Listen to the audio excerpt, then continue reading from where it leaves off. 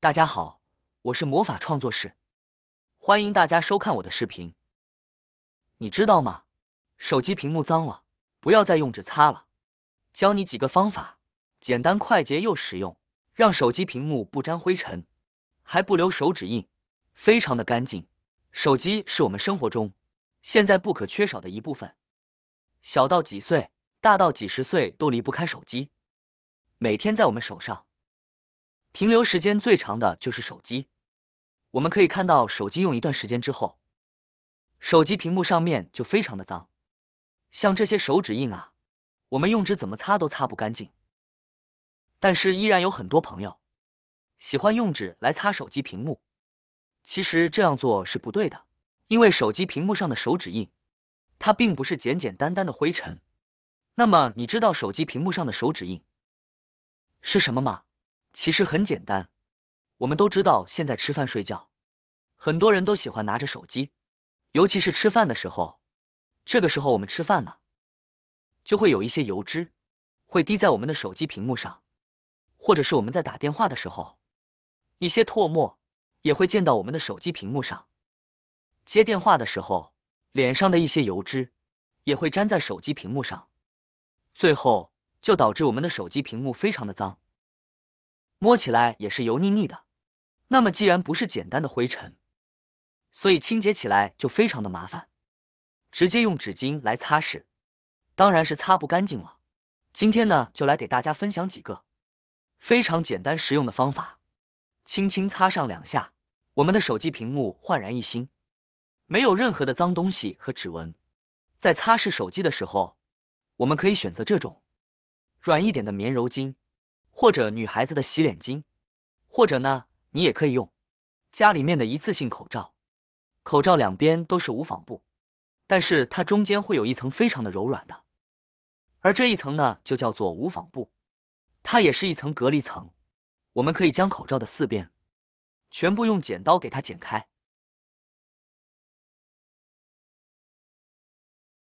这样我们就可以得到中间非常柔软的那一层无纺布了。而当口罩去掉中间的这一层无纺布之后，前后2层无纺布就形成了一个小口袋一样的形状。而这种无纺布又薄又透气，我们就可以拿它当做一个小香袋来使用，往里面加干一点陈皮，一点茶叶，之后呢，给它放到冰箱中，就可以去除冰箱的异味和杂味。也可以装上一些花椒，装上一些蒜皮，放到米袋子或者面袋子里面，这样也可以防止米面生虫。看一下中间这一层呢，就是非常柔软的无纺布了。不管是我们平时擦手机屏幕、平板还是电脑摄像机，以及各种镜头都可以用它。接着先把手机取出来，我们可以用到家里面的酒精。家里面没有酒精的朋友，我们也可以用家里面的白酒，因为我们知道白酒里面它也是有酒精度的，所以家里面有什么用什么。就可以接着喷洒少许的酒精，在手机屏幕上，用我们刚才的口罩的中间层来这样左右或者是上下的来回擦拭。酒精具有杀菌的作用，并且它还具有挥发性，这样我们在来回擦拭的过程中，一部分酒精就会慢慢的被蒸发掉了，这样呢就不会在我们的手机屏幕上留下任何的印子。擦拭的时候不需要用太大的力气，轻轻的擦拭就可以。我们来看一下，用酒精擦拭过的手机屏幕，非常的干净有光泽，上面一个手指印或者是其他印记都没有了。现在用手在手机屏幕上来回的这样摩擦，我们都可以看到手机屏幕非常的干净，没有任何的指纹出现。接着我们试试第2种方法，小苏打也就是碳酸氢钠，它的本身材质呢就已经有非常好的去油去污的作用了。我们准备一个小碗，将小苏打放入碗中之后，往里面倒入一点点的温水，水量别太多，一点就行。接着找个小勺子，将小苏打和水搅拌均匀，让其溶解。等到小苏打完全溶解之后，这里面的液体我们就可以拿去使用了。搅拌好的这种小苏打溶液，去油去污的作用都非常赞。我们可以用柔湿巾或者火绒布蘸取一点点小苏打的溶液，之后就可以用柔湿巾蘸一点点小苏打的溶液，用来擦拭手机屏幕了。我们留下的指纹也好，还是这些脏东西也好，大多数呢都是手汗导致的，而出汗的时候也会有一定的油脂，所以我们用小苏打来清洁屏幕的话，就可以去掉上面的油脂。清洁好之后，看起来也会更加的透亮。而用小苏打的溶液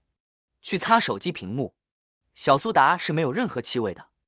那您就不妨试试。小苏打擦好之后干净透亮，而且没有一丝一毫的异味，并且它去油去污的能力也是非常的，并且我们手机上面都会有手机壳，手机壳用久了之后就会发黄发暗。用小苏打的溶液之后，加上一些热水，把手机壳泡在里面，也可以去除手机壳上面的黄渍和汗渍。同样的，用这种小苏打溶液清洁完手机屏幕之后，我们再去触摸手机屏幕，也是可以不留指纹、不沾灰尘的。第三种方法，我们在手机屏幕上喷上一些花露水，然后进行擦拭。花露水中含有酒精的成分，有很好的清洁作用，而且擦拭过后不会留下水渍，还会留有花露水的清香，效果也是特别好。第四种方法，有这样一瓶凡士林呢就够了。大家那就像我一样，用棉签取少许凡士林涂抹在屏幕上，然后涂抹开，在屏幕上有划痕的地方均匀的涂抹一点凡士林，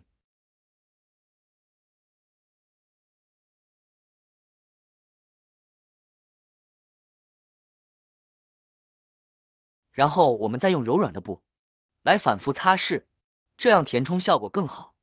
轻轻擦拭下有修复划痕的效果，而且还可以在手机屏幕上面形成一层保护油膜，起到很好的保护作用。最后我们只需要准备一块干净的布，把屏幕上面的脏东西擦拭干净就可以了。如果可以的话，最好选择用专业的擦屏布来擦。经过这样清理过的手机屏幕变得非常的干净了，而且划痕也看不见了。在修复前和修复后的对比，可以看出修复后一点划痕都没有。当然，这种修复方式无法修复屏幕破损或开裂，那种情况呢就只能换屏解决了。也就是说，即便大家手机屏幕裸奔使用，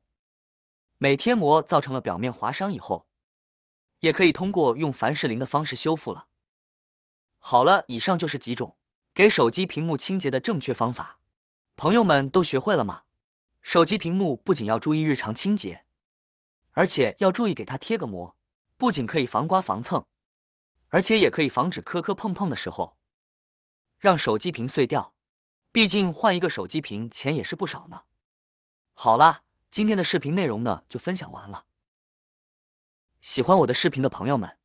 记得点赞、转发、分享哦。希望可以帮助到更多的朋友。或许你有更多更实用的小技巧，欢迎评论区留言分享哦。点击我的视频头像，还可以观看更多的生活技巧。每天呢都会分享不同的精彩视频，别忘了关注我哟。感谢您的支持，我们下期再见了。